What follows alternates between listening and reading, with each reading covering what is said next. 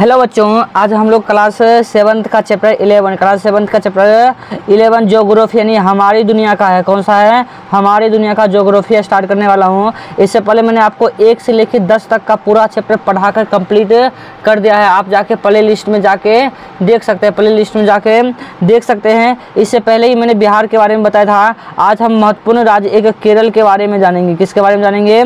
केरल के बारे में जानेंगे। चैप्टर का नाम है मानव पर्यावरण अंतःक्रिया तटीय प्रदेश केरल में जनजीवन।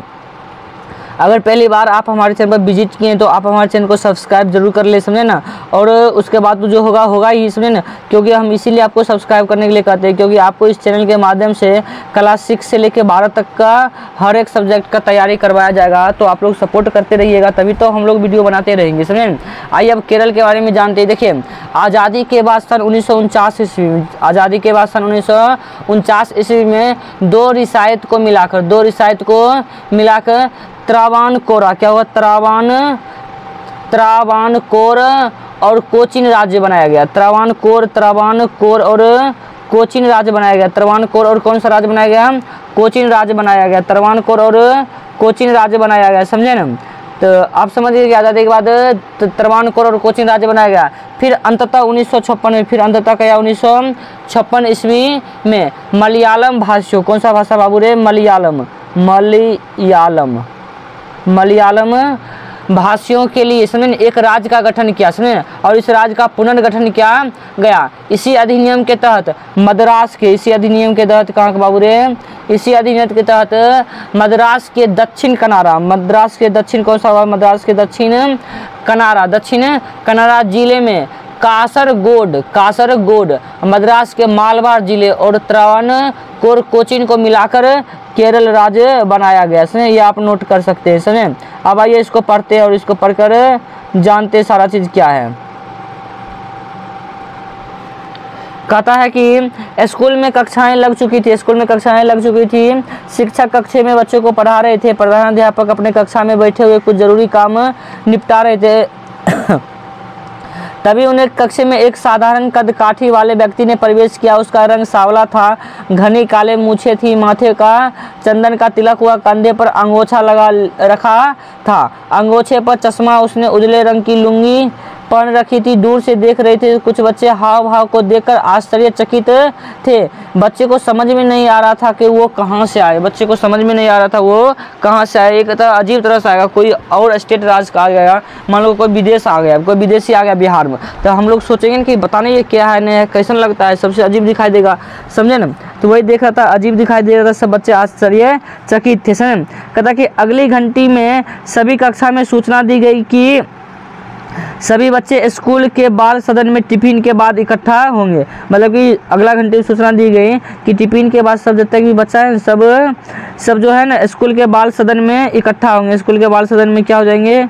इकट्ठे हो जाएंगे। अब देखिए आगे इकट्ठा होने के बाद क्या होता है। टिफिन के बाद सभी बच्चे बाल सदन में जमा हुए। प्रधानाध्यापक महोदय उसी आगंतुक के साथ कक्ष में पधारे। सभी छात्र छात्राओं ने खड़े होकर उस व्यक्ति का स्वागत व अभिवादन किया। प्रधानमंत्री ने बच्चों को संबोधित करते हुए कहा, बच्चों, सौभाग्य की बात है आज हमारे बीच पी वेल्लू सुंदरम जी जो केरल प्रदेश से आए हैं। पी वेल्लू सुंदरम जी कहाँ से आए हैं? केरल प्रदेश से आए हैं। ये राष्ट्रीय सेवा योजना के कार्यकर्ता हैं। क्या है? राष्ट्रीय सेवा योजना के कार्यकर्ता हैं। और राज्य के बारे में बिहार के बच्चों को बताएंगे ताकि बिहार के बच्चे भी केरल के बारे में जान सके। ये आप लोगों को वहाँ की जलवायु, रहन सहन, खान पान, व्यवसाय आदि से परिचित कराएंगे। हालांकि इनकी अपनी भाषा मलयालम है। तो केरल में कैसी भाषा बोली जाती है? मलयालम। लेकिन ये आपको आपकी भाषा में बातचीत करेंगे और आप सभी ध्यानपूर्वक सुनेंगे। मतलब सुनिए, ये जो पी वेल्लू सुंदरम है ना, इसकी भाषा तो मलयालम है, लेकिन यह भारतीय वालों जो बिहार वालों को अपनी भाषा में बात करेगा, समझे ना, ताकि हम लोग को पूरा समझ में आए। अब देखिए ये केरल का नक्शा है। केरल का क्या है? नक्शा है। केरल की राजधानी तिरुवनंतपुरम है। केरल की राजधानी कहाँ है? तिरुवनंतपुरम। देखिए यही तमिलनाडु है, समझे ना। इस साइड वाला क्या कहलाता है? तमिलनाडु। इस साइड वाला क्या कहलाता है? तमिलनाडु। ये देखिए, ये है एर्नाकुलम, ये है कोची, और ये क्या नीचे अरब सागर। क्या है? अरब सागर। अब देखिए इसी केरल को भारत के नक्शा से निकाला गया। इसी केरल को कहाँ से निकाला गया? भारत के नक्शा से। ये देखिए भारत का नक्शा है ना, ये क्या है, भारत का नक्शा। और ये जो छोटा छोटा भाग इतना बचा है ना, समझे, ये छोटा जो दिखता है, समझे, यही है केरल। यही क्या है बाबू रे, केरल। इसी को कहते हैं केरल। क्या कहते हैं, केरल राज्य। इसकी राजधानी कहाँ है, तिरुवनंतपुरम। आपको ये सब समझ आ गया होगा। अब आइए आगे देखते हैं। कहता बच्चों ने जोरदार ढंग से तालियां बजाई, पी वेलु सुंदरम उठे, उनके हाथों में केरल प्रदेश का नक्शा था। किसका नक्शा था, केरल प्रदेश का नक्शा था। उन्होंने दीवार पर नक्शे को टांग दिया और बच्चे उनकी लुंगी और घनी मूछें देखकर अभिभूत हो रहे थे। पी वेलु सुंदरम ने कहना शुरू किया, अगर लुंगी और मूछें तो बच्चा देख खुश होता था, बाप रे कैसन लुंगी पहन लिया, कैसन मूछ है, समझे। अब कहता है बच्चे केरल प्रदेश भारत के पश्चिमी तट पर एक लंबी संकरी पट्टी के रूप में फैला हुआ, अभी देखें छोटा सा ऐसे करके नहीं था, वो कौन सा था, केरल ही था। इसके पूर्व दिशा में पश्चिमी घाट की नीलगिरी और अन्नामलाई की पहाड़ियां हैं। नीलगिरी और अन्नामलाई की क्या है, पहाड़ियां। ये सब ऑब्जेक्टिव आएगा, नोट करिएगा, समझे ना।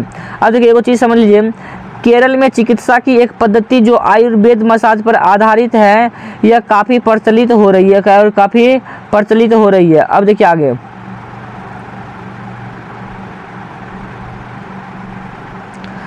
कहता है कि पश्चिमी दिशा में अरब सागर है, अरब सागर भी दिखाए थे। यह एक संकरा तटीय मैदान है जिसकी अधिकतम चौड़ाई जो है लगभग 100 किलोमीटर है। यहाँ का अधिकांश मैदानी क्षेत्र नदियों के द्वारा बहाकर लाई गई मिट्टियों के जमाव से बना है। इसे 3 भाग में बांटा गया। कितने भागों में बांटा गया, 3 भाग में बांटा गया। अब कहता है साइलेंट वैली, देखो क्या होता है, कहेगा साइलेंट वैली में इस पश्चिमी घाट में अवस्थित यह स्थान जैव विविधता यानी बायोडाइवर्सिटी, समझे, डाइवर्सिटी के लिए जाना जाता है। यूएनओ मतलब यूएनओ का मतलब होता है united national organisation, united national organisation. इसकी विशिष्टता का विश्व स्तरीय बनाया, मतलब विश्व के स्तर पर बनाया। अब देखिए 3 भाग में बांटा है, तीनों भाग को पढ़ के देख लेते, तीनों भाग पढ़ के क्या करते हैं, देख लेते। पहला कहता है कौन नंबर, ये पहला है, कहता है कि तटीय भागों में समुद्री लहरों द्वारा लाई गई बालू द्वारा निर्मित पतला क्षेत्र जो अधिकांशतः दलदली है, यह अरब सागर के साथ साथ एक पट्टी के रूप में पाया जाता है। कैसा पाया जाता है, पट्टी के रूप में पाया जाता है। एक ऑब्जेक्टिव याद करिएगा, कहता है कि केरल को गॉड्स ओन कंट्री भी कहा जाता है, केरल को गॉड्स ओन कंट्री भी कहा जाता है। ऑब्जेक्टिव मोस्ट इंपोर्टेंट याद रखिए, केरल को गॉड्स ओन कंट्री भी कहा जाता है, मतलब कि देश का भगवान कहा जाता है। कहता है ख नंबर दूसरा पॉइंट कहता है समझे कि रेतीला मैदान के पूर्वी भागों में उपजाऊ कांप मिट्टी है, यह भाग बहुत उपजाऊ होती है, यह भाग क्या बहुत उपजाऊ होती है। अब आइए आगे 3 नंबर देखते हैं।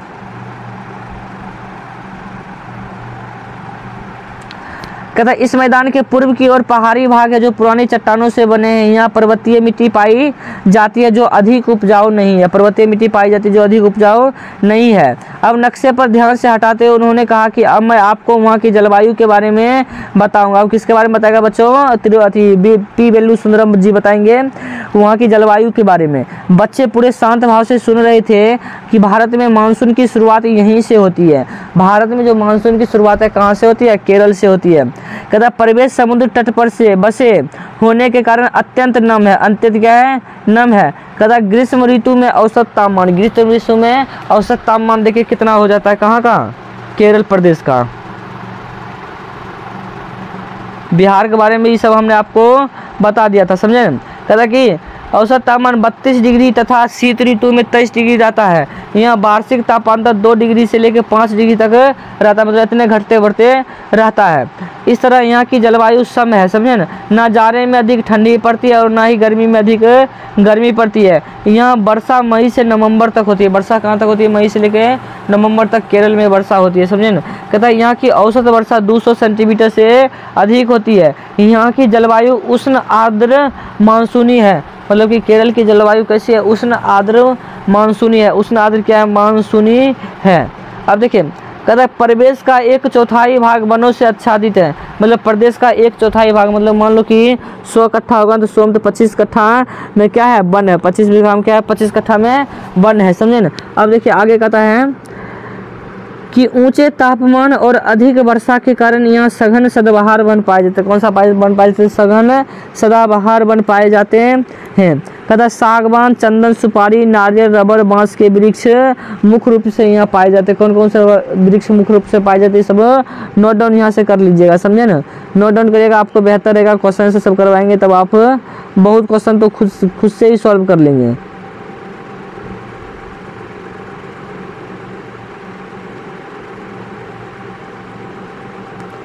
अब देखिए कहता है, उन्होंने कहना शुरू किया, केरल मुख्यतः कृषि प्रधान देश है। केरल कैसा प्रधान देश है?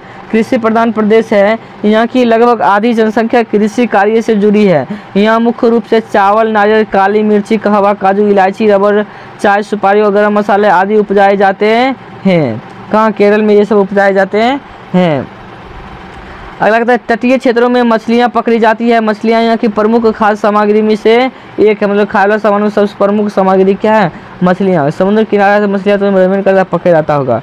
कहता है, धान की मुख्य फसल खाद्य फसल है। धान यहाँ की मुख्य खाद्य फसल है और इसकी एक वर्षा में 4 फसलें प्राप्त की जाती है। एक वर्षा में कितनी फसलें प्राप्त की जाती है? 4 फसलें प्राप्त की जाती है। कहाँ पे? केरल में। समझे? कहता है, इन्हें धान के खेतों में कृषि के साथ साथ मछली पालन भी होता है। मतलब कि कृषि मतलब धान के मौसम, धान में पानी ज़्यादा रहता है तो धानों हो जाता है और बराबर मछलियों पालन कर लेता है। क्या कहते हैं? मछली पालन भी कर लेता है। अब देखिए आगे क्या कहता है। आगे कहता है, इसके अतिरिक्त बहुत सारी नकदी फसलें यहाँ उगाई जाती है, जैसे सुपारी, विभिन्न प्रकार के मसाले, अनानास, गन्ना। यहाँ विभिन्न प्रकार के फूलों की खेती होती है, जैसे बागाती कृषि में चाय के बागान देखने को मिलते हैं। कहता है, सुंदरम ने आगे बताया, केरल देश के उन गुने चुने क्षेत्रों में से है जहाँ आज भी दुर्लभ वन्य जीवन फल फूल रहा है। मतलब वन्य जानवर जो ऐसे भी है वहाँ, जो आजकल कई हर जगह लुप्त हो रहे, फिर भी वहाँ पे है केरल में। कहता है, यहाँ हाथी विभिन्न प्रकार के हैं, बंदर हैं, किंग कोबरा है, विभिन्न प्रकार के पक्षी हैं इत्यादि पाए जाते हैं। आपने दूरदर्शन पर हाथियों का झुंड, दूरदर्शन मतलब टीवी पर हाथियों का झुंड तो जरूर देखा होगा। सब जोर जोर से कहाँ कहाँ, हाँ वे सब केरल के जंगलों के ही दृश्य, कागज से है, केरल के जंगलों के ही दृश्य है। अब देखिए आगे क्या कहता है। आगे कहता है कि थोड़ी चुप्पी, क्या कहता है? थोड़ी चुप्पी। आगे देखिए क्या कहता है। कहता है, थोड़ी चुप्पी के बाद उन्होंने फिर कहना आरंभ किया कि यहाँ के लोग अत्यधिक धार्मिक प्रकृति के होते हैं। मतलब कि केरल के जो लोग होते हैं वो अत्यधिक क्या होते हैं? धार्मिक प्रकृति के लोग होते हैं। समझे ना? अब कहता है कि यहाँ हिंदू, ईसाई और इस्लाम यहाँ के मुख्य धर्म है। जल यहाँ की संस्कृति का महत्वपूर्ण अंग है। अब देखिए कहता है, यहाँ पर विश्व प्रसिद्ध नौकादौड़ का आयोजन किया जाता है। कथक कली यहाँ का प्रसिद्ध नृत्य नाटिका है और मोहिनी अट्टम यहाँ का प्रसिद्ध नृत्य है। और मार्शल आर्ट के रूप में कलारीपयट शैली है। और कहता है कि मलखम्ब यहाँ का प्रसिद्ध खेल है। सबरीमाला मंदिर प्रसिद्ध तीर्थ स्थल है। सबरीमाला मंदिर जो है ना वो प्रमुख तीर्थ स्थल है। कौन सा प्रमुख तीर्थ स्थल है? अब देखिए आगे क्या कहता है।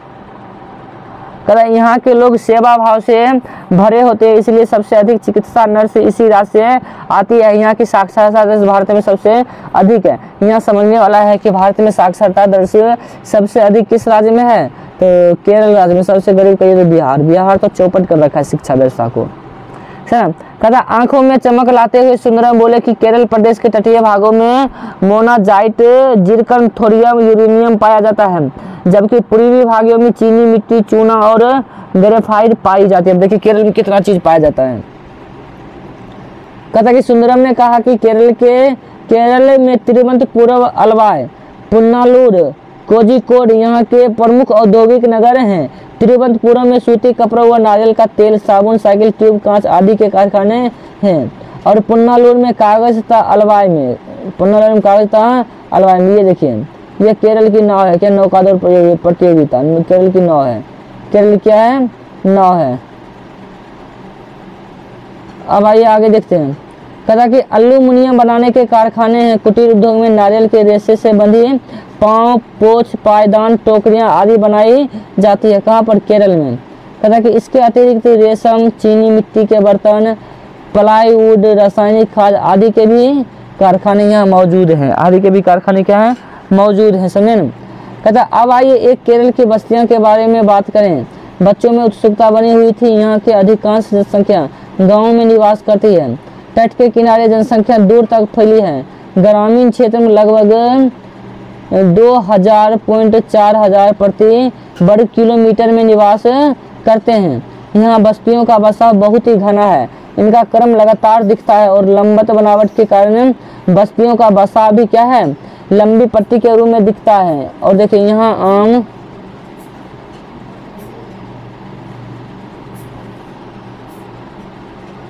कह रहे यहाँ आमतौर पर पक्के दीवारें वाले मकान दिखाई पड़ते हैं। छत में कपरेल, एस्बेस्टस या टीन तथा कंक्रीट इस्तेमाल होते हैं। यहाँ पत्थरों को काटकर ईंट बनाया जाता है। पत्थरों को काटकर यहाँ क्या बनाया जाता है? ईंट बनाया जाता है, इसलिए महंगा आता होगा, समझे ना। अब देखिए अब कहता है कि यहाँ रेल, सड़क, वायु मार्ग के अतिरिक्त नदी मार्ग से अधिक परिवहन होता है। नदी मार्ग से अधिक परिवहन होता है। कहता कि यहाँ की झील, नहरें, नदियों का जाल बिछा है। यह नौका और मोटर नौका, स्टीमर का उपयोग अधिकाधिक होता है। यह कश्मीर की भांति हाउस बोट भी मिलते हैं। कश्मीर की भांति क्या मिलता है? हाउस बोट भी मिलता है। अब देखिए आगे कहता कि यह रेल, सड़क, वायु मार्ग के अतिरिक्त नदी मार्ग से अधिक परिवहन होता है। ये तो पढ़ ही चुके थे, समझे ना। अब देखिए आगे क्या कहता है। कहता नहीं होते बल्कि चमड़े के पर्दे लगे रहते हैं जिससे चढ़ाया या उतारा जा सकता है। पर्यटक विलासितायुक्त नौकाओं में भी भ्रमण करते हैं। आपको केरल में लैगून झील खूब मिलेगी। केरल में कौन सी झील मिलेगी? लैगून झील खूब मिलेगी। यह कहकर उन्होंने थैले से एक पोस्टर निकाला और सबको दिखाते हुए बोले, ये झील है वस्तुतः बालू का स्तूप यानी रेत की दीवार के द्वारा समुद्र से अलग हो गए हैं। इन झीलों को आपस में एक दूसरे से जोड़ दिया गया तो इस तरह की झीलों में नाव से एक कोने से दूसरे कोने तक जाया जा सकता है। पोस्टर में झीलों में लंबी लंबी नावें दिखाई गई और तस्वीर बहुत मनोहारी था। तस्वीर कैसा था ब्रो? मनोहारी था। अब देखिए कहता यहाँ चावल, इडली, डोसा, सांभर, पट्टम, उत्पम, अवियल, उपमा, वटपम एवं नारियल से बनी खाद्य सामग्री एवं मछली एवं समुद्री उत्पाद प्रचलित है। यहाँ केले के पत्ते पर भोजन परोसा जाता है। केरल में केला के पत्ता पर भोजन परोसा जाता है। कहाँ पर? केरल में शुद्ध भोजन ये लोग करते हैं। आगे कहता महिलाएं साड़ी, पेटीकोट एवं सूट पहनती हैं। पुरुष कमीज, लुंगी और मुद्दर पहनते हैं। सोने से गहनों का प्रचलन अधिक है। सोने से गहनों का प्रचलन क्या सबसे अधिक? महिला क्या पहनते हैं, पुरुष क्या पहनते हैं, सब जानता है। समय अब बताइए पुरुष धोती कुर्ते का प्रयोग करते हैं जो प्राय सफेद होते हैं। धोती का थोड़ा सा ऊंचा बांधते हैं। महिलाएं साड़ी ब्लाउज पहनती है। पुरुष माथे पर चंदन का तिलक लगाते हैं जबकि महिलाएं विभिन्न फूलों को, गजरों से बालों को सजाती है। और छाता देखिए, और छाता यहाँ की वेशभूषा का अभिन्न अंग है जो परंपरागत रूप से नारियल के पत्ते से बनाया जाता है। हालांकि आधुनिकता के कारण इसका स्थान कारखाने में बने आधुनिक छत्तों ने ले लिया है। और कहता है कि छाता का उपयोग आप लोग